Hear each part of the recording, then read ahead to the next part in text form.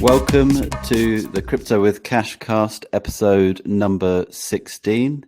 There is two of us in this podcast. I am Duncan Morland. I am your host, and I'm joined by Kashaya Bassi. Hello, Kash. Hey, how are you doing? You all right?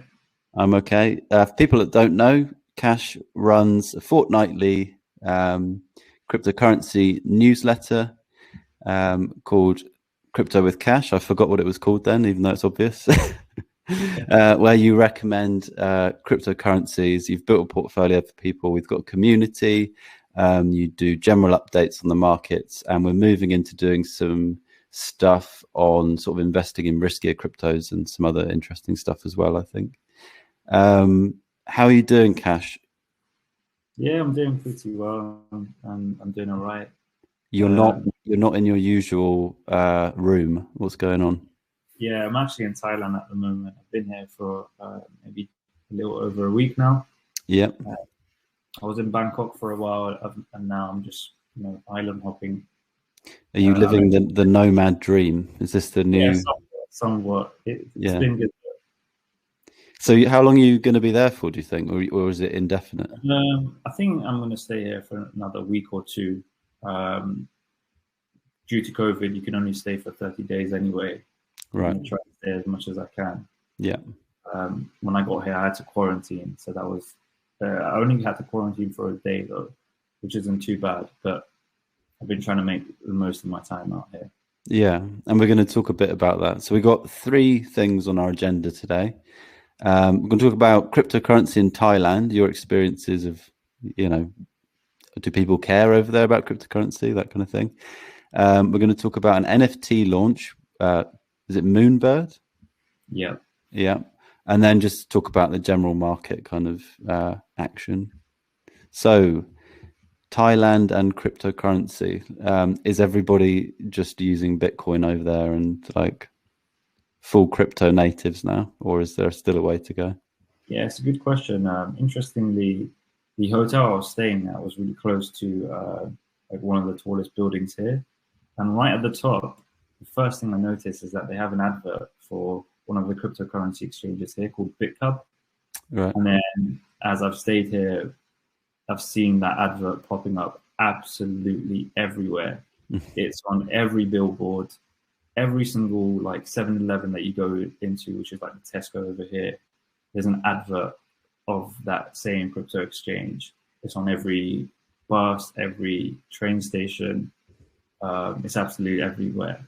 And interestingly, I even saw an advert for Axie Infinity, which is the NFT game that really became really popular. And a lot of these people from these, Asian countries were actually using it as a form of income. So it's really interesting to see. And yeah, people here seem to be interested in crypto. Hence the adverts everywhere. So is Bit? Would you say BitHub? It's called BitCub. BitCub, okay, and that's I guess like Coinbase or Binance over here. Yeah, I think the advert that I saw said it's Thailand's biggest crypto exchange. Yeah. So yeah, it's really interesting to see. It's absolutely everywhere. It's difficult to miss. Yeah, and have you noticed anywhere that you can pay with cryptocurrencies or anything like that? I actually haven't. So I don't think you can actually pay with cryptocurrencies, but the exchange is advertised everywhere. I even saw adverts saying, "Oh, if you sign up, you can win up to 1,000 USDT." Right. Which is, yeah. So there's lots of incentive. Maybe slightly going off track here, but how come you decided to go to Thailand? Like, what interested you about the country? It doesn't have to be crypto related. I think we've broadened it out a bit. To be honest, it was actually mainly due to COVID. It was one of the only countries that was accepting foreigners, or travelers. And I was also thinking to go to Indonesia, and then Vietnam, Cambodia, all these sort of places. But at the time, many of these countries had long quarantines, whereas for Thailand it was only a day. Yeah, I opted for this one. I didn't want to waste most of my holiday stuck up in a sort of hotel. Yeah. And what is it about those kind of countries that interest you? I'm going into full interview mode now here, Kash. I mean, I've been to many countries in Europe, and for me, it always seemed like, maybe I sound biased, but to me, it always seemed like London was better than any of these other cities in Europe. I mean, don't get me wrong, they're nice, but sorry to any of our European listeners. Yeah, I just feel like London has a bit of everything. But then a few years back, I visited Hong Kong, and I just realized it's a whole different world out there. Since then, I've been thinking to come back to this part of the world, and I think there's just a lot. Asia has a lot to offer. I feel like Asia, again, it is also seemingly in the future as well, in the sense of the economy. China and many Asian countries seem to be on the rise, whereas a lot of countries in the West seem to have plateaued or are in decline. Of course, these are general statements, but that does seem to be the I mean, India's been pretty hard on cryptocurrency regulation recently, isn't it? So maybe that's the outlier. But I remember when I was young, I went to Thailand when I was younger, and it was one of the places I've been to where like the culture was just so different, and that's why I really enjoyed going there, because it was just such a different experience to going to other like Western places. Like even the languages and stuff, just so different. Like how like different intonations of things can like completely alter us. Not that I can speak any Thai, but I remember somebody trying to explain. 100%. Yeah. So do you think in the future you'll be doing a full tour? Yeah, I definitely would like to. 100%. Yeah, I remember you. I'm going to ignore our check point, but I remember you saying that you were interested in that kind of lifestyle of like working and traveling kind of thing. Yeah, I think a lot of people are coming to this sort of realization that you don't have to, nowadays with technology, you don't have to spend all your time in an office, or you can essentially work from anywhere as long as you have a laptop and an internet connection. Instead of finishing work and commuting home on London's public transport, you can just close your laptop and go on the beach, sort of thing. That's the sort of thing that's possible now. Yeah, I guess we're both sort of writers essentially, aren't we? Like our job involves sitting at a laptop, and you can do that in places nicer than a office in central London. No matter how nice that office is. So have you got any experiences of Thailand over the last sort of how many days you've been there? Have you got any things that have stood out to you, things you've done? So I'd say, I went, I get tuk-tuks everywhere. I remember, you can avoid traffic. They don't stop at red lights or anything like that. They maneuver through any sort of obstacle. It's good fun. I feel like money goes further around here as well. Of course, I've got the British pound is quite valuable to compared to the Thai baht. So you can get by quite cheap, and if you're not really into, you can get a really decent hotel, 4 or 5 stars for maybe 30-40 pounds a night, and it comes with everything included. So yeah, it's pretty cool. I do like it. I might go scuba diving with sharks later. Nice, brave. Maybe riding a tuk-tuk is more risky than that, but yeah. And I did see a sea snake while I was out on the pier. It was absolutely huge, and really, it just came to the surface, grabbed something. I don't know what it was. It was just so fast, and it just dragged it back down. But it was absolutely huge. Yeah. That would make me not want to get in the water at all. Apparently, they're really venomous here, and I saw a bunch of jellyfish as well. Yeah. You're not. Yeah, still don't want to get in the water. So not totally crypto related, but I enjoyed hearing about your Thailand adventures. Number 2 on our talking points is, I think you said it's called Moonbird. Yeah. An NFT, and you mentioned that it made a lot of money. What is this NFT project? Yes, Moonbird. I'm actually going to be talking about it in our next article, and it's essentially a project which it's a profile picture project in the sense that you have these 10,000 different variations of owls. They Right. are pixelated owls. You can use them as your profile picture to, you become part of the community by having that as your profile picture. And it was launched on Saturday, if I'm not mistaken, and it generated something around $300 million in Wow. 2 days. It's already become a top 10 project. And it's only been out a couple of days, which is why is it taken off like that? Is it marketing, or the people behind it are well known, or people behind it are quite well connected? They've been in the space for years. And when we're talking about, hundreds of $1 million in a matter of days, I think there's a lot of VC interest in this project as well. It's not just retail money. So yeah, I mean, it's been doing very well. The cheapest one now is selling for $64,000, which is absolutely insane. And these are profile pictures. So I know that I'd read that Twitter had tried to use NFTs as profile pictures, but are people buying these NFTs, specifically profile pictures, like for a future where that matters on some social media sites or something like that? Yeah. So right now, what they're doing is putting it as their profile picture, and a community gets formed around these NFT projects. And what happens is, now that you can actually verify your NFT on Twitter, you can prove that you own this sort of expensive NFT. It's also, in a way, a sort of like social status sort of thing. So it's not just a JPEG. How does that look on Twitter? Does it kind of just? It looks exactly like any other picture. Right. Okay. Except the outline is like a hexagon. Right. Okay. But I mean, people pay for. We talked about things like that in video games, and video video game ecosystems like Fortnite, which is absolutely like $1 billion kind of video game that basically every young person plays. I'm really generalizing there, and old person. Those things make a lot more sense in that context, I think. And as soon as you get a social media, I think maybe if you get a social media site that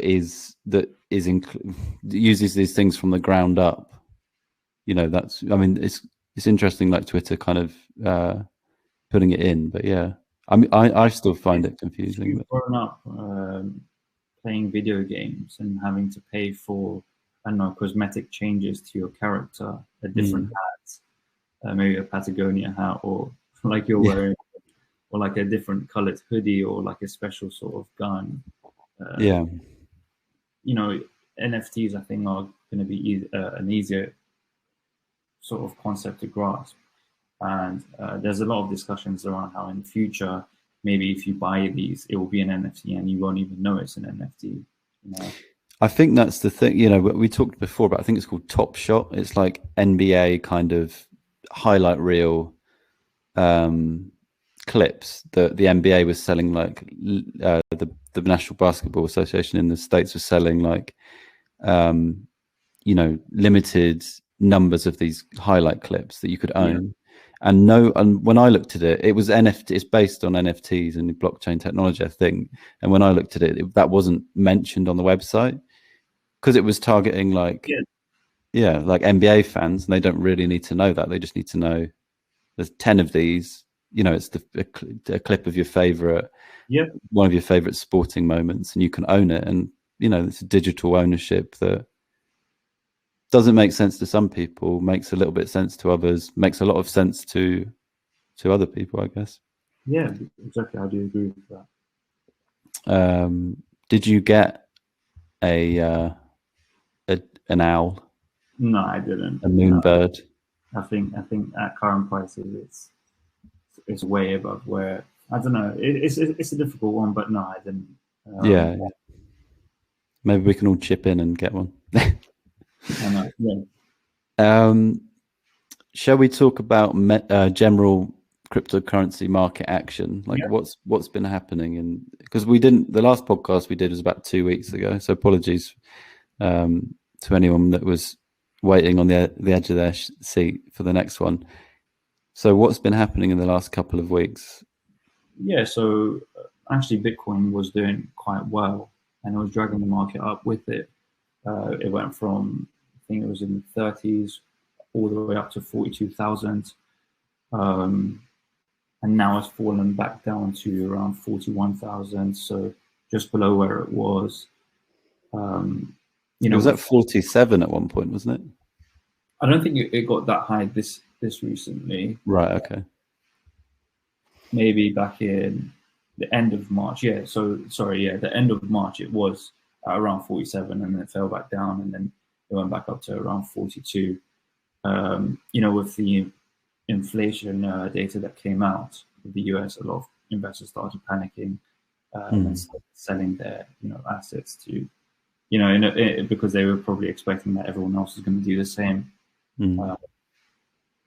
So yeah, my energy bills have gone up a lot, and yeah, so it seems like everybody's has. It's not nice. And the living is increasing, and people have less money to invest in speculative assets in this new sort of industry, which does tend to be higher risk than say bonds or gold or that sort of thing. Yeah, what they'd say is like a risk-off market, I guess. And we talked about it before, when there's like higher risk, I guess, in people's personal lives or the world in general, it seems like people are less likely to take riskier actions in the market, and I guess vice versa. Yeah. Yeah. I wonder if it does seem like prices have been relatively stable around this sort of $40,000 price for Bitcoin. I know it's bouncing up and down, but that's kind of normal for crypto. Do you think there's around a level that we have outlined in previous articles? The 41,600 level is traded through that maybe more than 10 times now. Yeah. And at the time of writing, it was just below it, and just before we started recording, it was just above it. Yeah, and like we talked about last time we talked, actually, I think like we're just waiting for the next narrative, and maybe the next inflow of investors. Maybe that's what it needs, like something that brings in new investors to the space, because I think that's what happened last year. A lot of people came in, prices went up, and maybe you just need that. What is going to bring people that weren't interested in crypto into the space again, and broaden the market share, I guess. Yeah. So currently a bit boring, but I mean, people seem to be waiting for like a catalyst, as you mentioned. A potential catalyst could be the Ethereum merge, which has been delayed many times. It was expected to go ahead in June of this year, and yet an Ethereum developer tweeted that it's been delayed for another few months again. It's now set to go, sometime in Q3, maybe Q4. That could serve as the catalyst that we need to, reignite some interest in the markets. But crypto is following the wider global markets at the moment. Stock market has been trading, has been in decline. Netflix today is trading down 38%. You mentioned in the community chat that they had predicted like 2.5 million user growth, but delivered like minus 200,000. Like the market now is, I think actually, interestingly, it went down, and then a lot of people started buying up Netflix again. Yeah. Volatile, but yeah, overall the general markets, the global markets are down. We'll have to see what happens. I'm going to throw in an extra question that I just thought of. Do you have any thoughts on Elon Musk trying to buy Twitter? That's a good question. I mean, a lot of people believe that if Elon Musk was to buy Twitter, then freedom of speech would return. Only if it fit what he agrees with, I guess. Exactly, but who then becomes the arbiter of truth? Like naturally, there will be a lot of people trying to exploit that sort of narrative, and if that was allowed, then the policy would definitely get exploited. Has he been explicit about any changes he would make to the platform or anything like that? No, he did mention that he wants to turn Twitter HQ into like a homeless shelter, but I think he later deleted the tweet. Okay. So, but he like said he didn't want to join the board, and then he made some kind of offer. And yeah, I don't know if it will go through. A lot of people are saying it's highly unlikely, but we'll just have to wait and see. I think one thing we've learned over time is never to underestimate Elon Musk. Yeah, and it would have him. Sorry, I talked over you then. What did you say? Sorry, I was just going to say what's interesting is that when the news came out, Dogecoin started rallying because people started saying, "Oh, he's going to integrate Dogecoin into the platform even more." Before he's even bought Twitter, but yeah. But I mean, it would have implications for cryptocurrency. I think Jack Dorsey, who was the CEO of Twitter, who's now left, he was very keen on cryptocurrency, wasn't he? And I guess we talked about those NFT profiles. I think what's interesting to note about Jack Dorsey, though, I think he is somewhat of a Bitcoin maximalist in the sense that he only likes Bitcoin. The Ethereum NFT integration later came after he left. Right. That's a thing to note. And he's just been, all he seems to care about is Bitcoin and none of these other sort of currencies.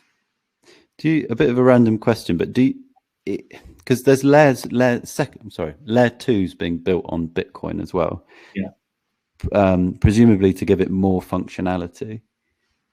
Would it be possible for NFTs to be run on the Bitcoin network, via the layer 2 in the far future? Bitcoin maximalists like to argue that it is possible, but I would say the vast majority of people say that it's not. It's just not built for that sort of purpose. And in a way, they are sort of forcing that sort of functionality on top of Bitcoin. It's just not made for that purpose, and they're just doing that to compete with Ethereum, and they're just not willing to accept that Ethereum is the better sort of blockchain for that sort of use case. Or Mina in the future. I'm going to finish off with another question about Thailand.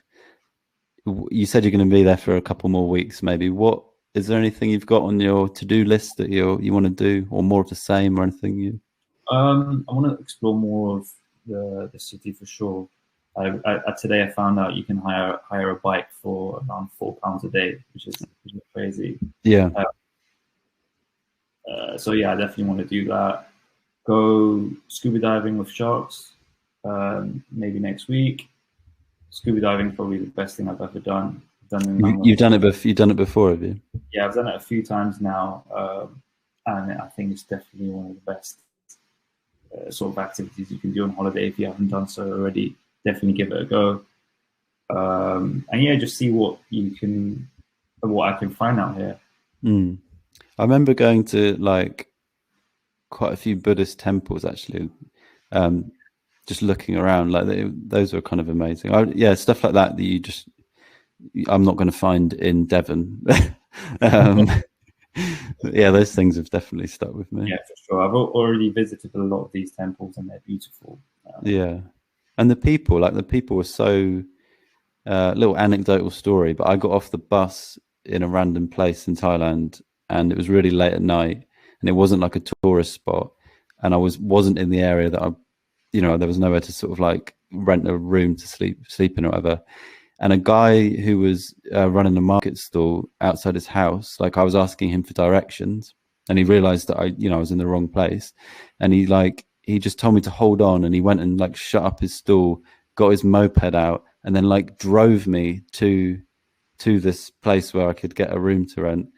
And halfway along the route, his moped ran out of petrol, and he just left me with his moped while he ran away and he was gone for 10 minutes, came back with a little jerry can full of petrol, filled it up, took me all the way to this place. And then I was trying to give him some money to say thank you, because he just driven me half an hour or whatever and paid for petrol, and he just wouldn't take any money. And then It's probably hit and miss who you meet wherever you go, but I generally had really positive experiences. I mean, one thing I've noticed as well is that people they leave their helmets and phones on their motorbikes when they go to shop and stuff. Right. Okay. So I've seen something like that as well. Yeah. So, like, trusting. Yeah. Yeah. Don't trust. Yeah. There is a. Yeah. I guess it depends where you go in any city, doesn't it? There's rough places and kind of. Yeah, of course. Of course. So that's just an observation I've made as well. Yeah. Well, if we do another podcast next week, which we should do because I will try and be organised to get it arranged. Then I'll ask you for some more stories about Thailand. But thank you for your time today, Kash, because it is like half past midnight with you, isn't it? That's all right. I'm always up at this time anyway. Yeah. It's dinner time in the UK.